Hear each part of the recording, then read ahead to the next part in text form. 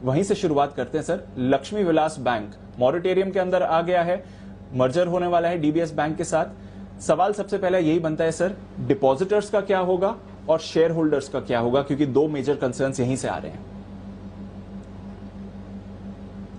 देखिए दीप, जहां तक डिपॉजिट होल्डर्स का सवाल है, उन्हें तो चिंता करने की बहुत जरूरत नहीं है। उनके लिए थोड़ा वक्त लगेगा, लेकिन वक्त लगने के साथ उनकी डिपॉजिट उन्हें मिल जाएगी। फिलहाल 25,000 रुपए की लिमिट 1 महीने के लिए आरबीआई ने रखी है मोरेटोरियम पीरियड में, तो तब तक आप 25,000 रुपए निकाल सकते हैं। और उसके बाद चूंकि बैंक पूरा डीबीएस बैंक को जा रहा है और ऐसे में उनकी डिपॉजिट सेफ है, वक्त लग सकता है। और जिस तरह से पूरा ये अरेंजमेंट आरबीआई ने किया है, मोरेटोरियम में डाला और मोरेटोरियम में डालते ही इस बात का ऐलान किया कि डीबीएस बैंक एलवीबी को अब खरीद लेगा या उसे एलवीबी ट्रांसफर किया जाएगा।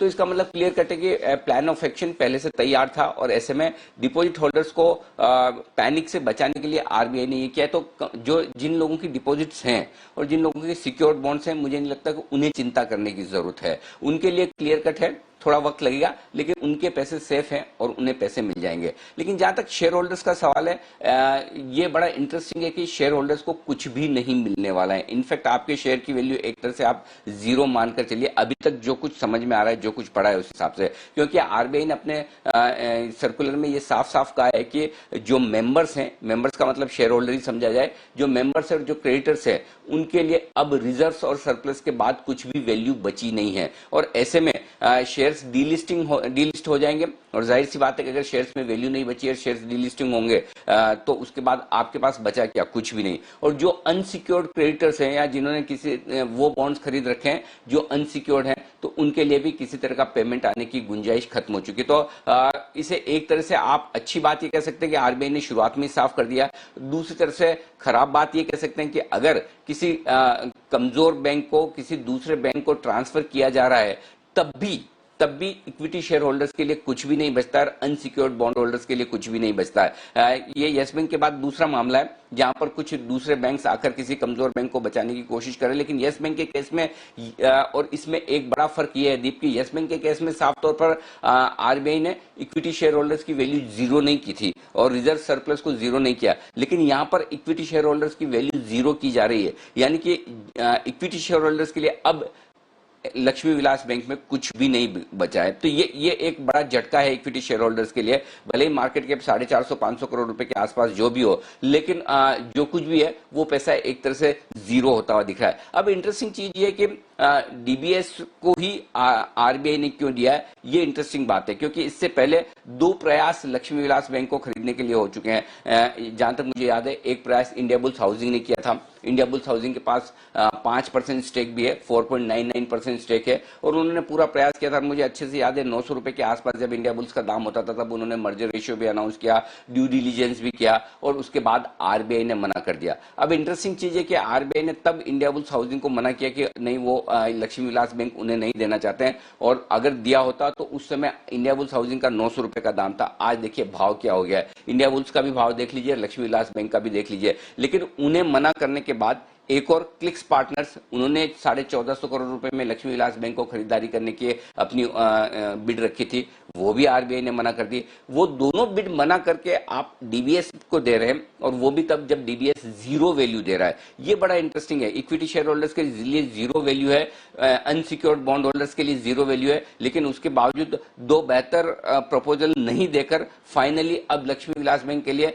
जो प्रपोजल आया तीसरा, वो इक्विटी शेयर होल्डर्स के लिए बेहद खराब है, इसमें कोई डाउट नहीं है। डिपॉजिट होल्डर्स तो बच जाएंगे, लेकिन इक्विटी शेयर होल्डर्स के लिए 15.5 रुपए पूरे के पूरे गए दीप। तो ये इंटरेस्टिंग है कि 1450 करोड़ की क्लिक्स पार्टनर्स की डील भी आरबीआई ने रिजेक्ट की, इंडिया बुल्स की डील्स भी रिजेक्ट की। इंडिया बुल्स का समझ में आ सकता है कि उन्हें कंसर्न्स रहे होंगे कि भाई चलिए हमें और इंडियन प्रमोटर्स को नहीं देना है, या जिनके डाइवर्स इंटरेस्ट हैं अलग अलग फील्ड में, शायद वो ड्यू डिलीजेंस में आरबीआई को कम समझ में आता होगा।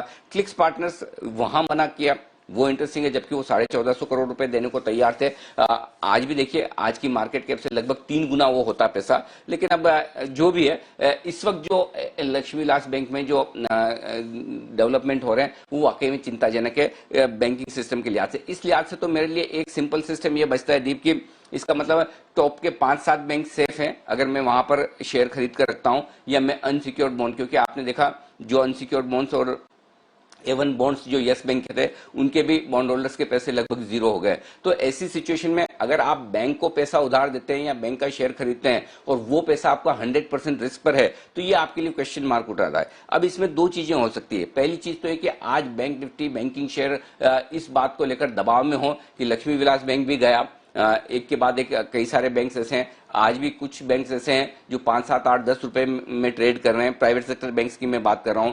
कल को पता नहीं उनमें से किसी और बैंक का नंबर आ जाए और आपको लगे कि ये तो प्रॉफिट दिखा रहा था बैंक, लेकिन अचानक से क्यों आरबीआई के मॉनिटोरियम में आ गया, कुछ भी हो सकता है। तो नेगेटिव साइड पर देखें तो बैंकिंग सिस्टम पर क्वेश्चन मार्क है। पॉजिटिव साइड पर देखें तो इसका मतलब ये है कि अब एज ए शेयर होल्डर मुझे समझ में आता है कि मुझे टॉप 5-7 बैंकों के अलावा किसी भी बैंक का शेयर रखने में उतनी ही रिस्क है। तो मैं किसी एचडीएफसी, आईसीआईसीआई, कोटक या 4-5-7 जो टॉप बैंक उनके नीचे जाऊं ना। तो ये बड़ा क्वेश्चन मार्क शेयर होल्डर के दिमाग में आज जरूर आएगा कि क्या वाकई में जो मिड कैप प्राइवेट बैंक्स हैं, जो 5, 10, 15, 20, 25 रुपए वाले बैंक हैं, जिन्हें आप हमेशा थोड़ा सा ये सोचते हैं कि वैल्यू पिक हो सकती है, टर्न अराउंड कैश हो सकते हैं, क्या वाकई में वहां उनके शेयर खरीद के रखना समझदारी है, या फिर आपको सिर्फ और सिर्फ भले रिटर्न कम मिले लेकिन क्वालिटी और टॉप 3, टॉप 5, टॉप 10 बैंक के साथ ही रहना है। तो ये एक बड़ा लेसन है लक्ष्मी विलास बैंक से कि भले ही महंगा है लेकिन आपको बड़े बैंक के साथ ही रहना होगा। तो दोनों तरह से बाजार देख सकता है। एक तरफ बैंकिंग सिस्टम पर दबाव इस वजह से आ सकता है